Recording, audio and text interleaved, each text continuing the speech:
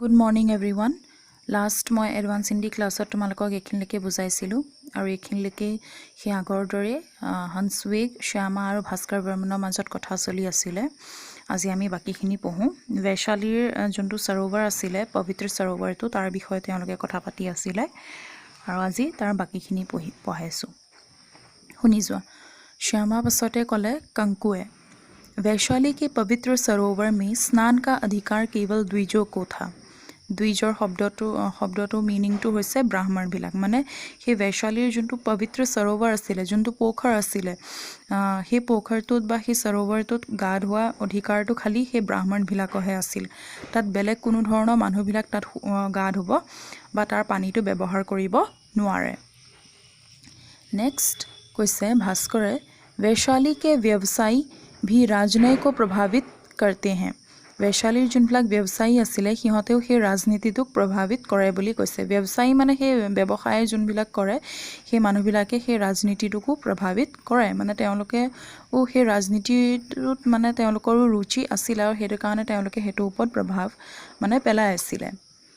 তাৰ পিছত কৈছে स्वार्थवाहू की अपेक्षा का साहस अध्यक्ष को भी नहीं था। अध्यक्ष माने होइसे हे व्यापारी भिलाको जोंटू सरदार आसिले बा मेन अध्यक्ष जोनजन आसिले हिउ माने हे व्यापारी भिलाकर माने अपेक्षा तो नकरे। हाँ, शूद्र जिनकी राजनीति समझ शून्य थी। शूद्र मानु भिलाक जोन भिलाके भक्तिमूलक हे भिलाकते लागि थाके आरो हे शूद्र भिलाকক जिहेतु আগতে কি কৰিছিলে अनटचेबल जोन भिलाक হয় যোনে মানে জিটি বস্তুবিলাক চুব নোৱাৰে যেনেকৈ এতিয়া পবিত্ৰ বৈশালী সৰোবৰৰ কথা কোৱা হ'ল সেই তেনেকুৱা ধৰণৰ সেইবিলাক শূদ্ৰবিলাকক ব্যৱহাৰ কৰিবলৈ নিদিয়ে আৰু সেইকাৰণে কৈছে শূদ্ৰবিলাকৰ ৰাজনীতি সমাজটো একদম শূন্য আছিল জিৰ' আছিল। নীতি নিৰ্ধাৰণা মে নিৰপেক্ষ थे। তেওঁলোকে খালি নীতি নিৰ্ধাৰণাটোতহে মানে অকমান লাগি কৰি থাকিব পাৰে। तार पिছত श्यामाय कले और उन्हें शूद्र बनाया किसने था माने शूद्र भिलाকক शूद्र कोने बनाइছিলে তেওঁলোকক হে যোনবিলাক তেওঁলোকে যেনেকৈ যোনবিলাক অধিকাৰ তেওঁলোকে পোৱা নাছিলে সেই অধিকাৰ বিলাকৰ পৰা তেওঁলোকক বঞ্চিত কোনে কৰি ৰাখিছিল সেইবিলাক হেতু কথা মানে শ্যামাই কৈছে। हंसवेग फलदार वृक्ष की रक्षा के लिए कटीली बाण लगाई जाती है। माने फलदार वृक्ष माने होइसे एनका फलहा गछ भिलाक जे हे फलहा गछ भिलाকক बचाবৰ কাৰণে एनका कटीली बाण भिलाक लगुवा হয় মানে এনেকে কাইট সাইড থকা কিছুমান वृक्ष भिलाक साइडे साइडे वृक्ष নহয় तार सार भिलाक लगुवा হয় বুলি কৈছে। माँ बाण की यही उपयोगिता है। माँ के जेनेके নিজৰ লছালিকিতা ৰক্ষা কৰে তেনেকে बाण भिलाके हे फलदार वृक्ष भिलाকৰ माने रक्षा करे বুলি কৈছে সিহঁতৰ उपयोगिताটো हेतुए। तार पिছত श्यामाय कले कभी कभी फलदार वृक्षों को भी बाण बनने पर विवश कर दिया जाता है। और यात आवटा कथा कले श्यामाय जे फलदार वृक्ष भिलाकको केতিয়াबा मानु भिलाके बाण बनिबले माने विवश কৰি দিয়ে গৈ। युद्धबंदी दास अपने स्वामी से बुद्धि वैभव में कम ना थे। माने युद्धबंदी जोन भिलाक दास आसिले जोन भिलाके কাৰোবাক ঘৰত গৈ পেলাই কাম চাম কৰি পেলাই খাইছিলে সেই युद्धबंदी भिलाक সেই সিহঁতৰ কিন্তু বুদ্ধি वैभवটো কম নাছিলে। पराजय ही उनका अभिशाप था। खाली তেওঁলোকে মানে যেহেতু পৰাজিত হৈ যায়গৈ আৰু পৰাজিত হৈ যোৱাৰ কাৰণে হেতুৱে মানে সিহঁতৰ কাৰণে এটা অভিশাপ আৰু হেতু কাৰণে তেওঁলোক আগবাঢ়িব নোৱাৰে বুলি কৈছে। কিন্তু তেওঁলোকৰ বুদ্ধি वैभवটো বাকি মানুহবিলাকৰ কম্পেৰিজনতকে কম নহয়। तार पिছত भास्करे कले पता नहीं मनुष्य को मनुष्य होने की समझ कब आएगी। जे मानुहे केতিয়া নিজে যে এটা मनुष्य हे समझটো মানে মানুহবিলাকৰ কেতিয়া আহিব কেতিয়া বুজি পাব সেই কথাটো মানে भास्करेও নেজানে বুলি কলে। कंकु जिस दिन वह धरती पर आदमी की भांति दो पैरों पर खड़ा होकर याचना में फैले हाथों की मुट्ठियां बांध लेगा शोषित होना अस्वीकार कर देगा। ইয়াত মানে কলে যোনবিলাক শোষিত মানে যাৰ ওপৰত অত্যাচাৰবিলাক চলি আছে সেইবিলাকক শোষিত বুলি কয়।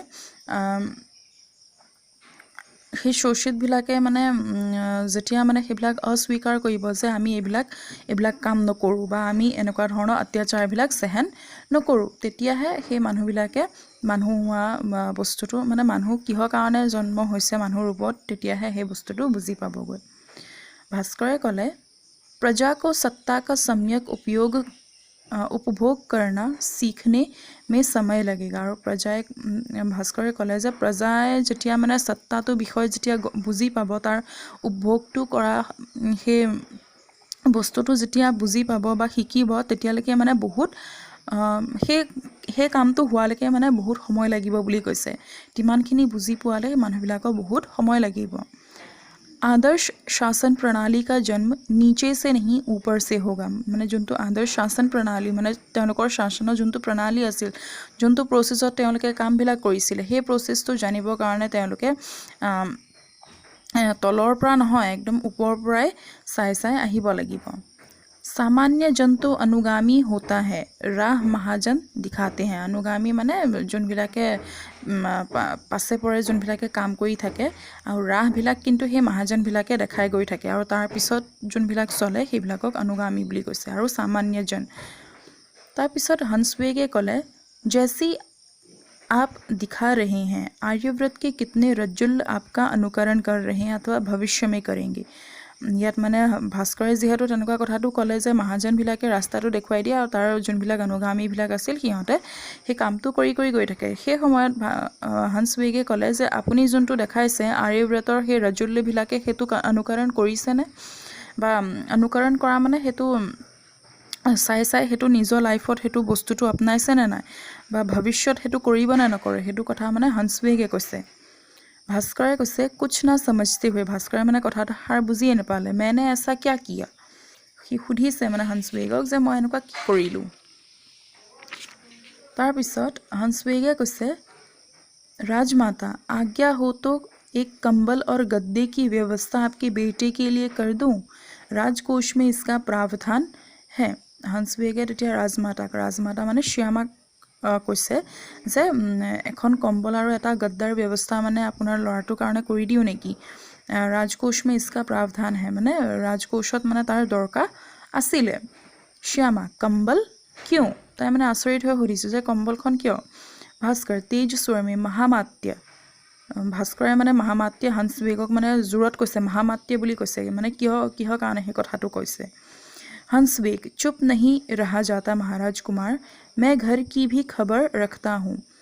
सैमल के गद्दे पर पुष्पहार पड़ा रहता है, कभी ताज़ा कभी सूखा, और महाराज कुमार काठ की चौकी पर बेंत की चटाई और कंबल बिछाकर सोते हैं। ইয়াত মানে हंसवेग যিহেতু যাত্ৰা কৰিবলৈ গৈছিলে, কিন্তু যাত্ৰা কৰা সময়তো তেওঁ মানে সেই আৰ্যব্ৰতৰ মানে সেই কামৰূপৰ সেই কথা, সেই ৰাজপ্ৰসাদৰ কি চলি আছে সেই গোটেই কথাখিনি তেওঁ জানে। আৰু ভাস্কৰ বৰ্মনে কি কৰিছিল, যিহেতু তেওঁ প্ৰাণ লৈছিলে যে প্ৰজাৰ মানে সহায় কৰিব বুলি, তাৰপিছতহে নিজৰ চিন্তা কৰিব, আৰু সেইটো কাৰণে প্ৰজা যিহেতু আজিলৈকে শুব পৰা নাছিলে এনেকুৱা ধুনীয়া এখন বিচনাত বা ধুনীয়া এখন গদ্দাত, সেইকাৰণে ভাস্কৰেও কি কৰিছিলে,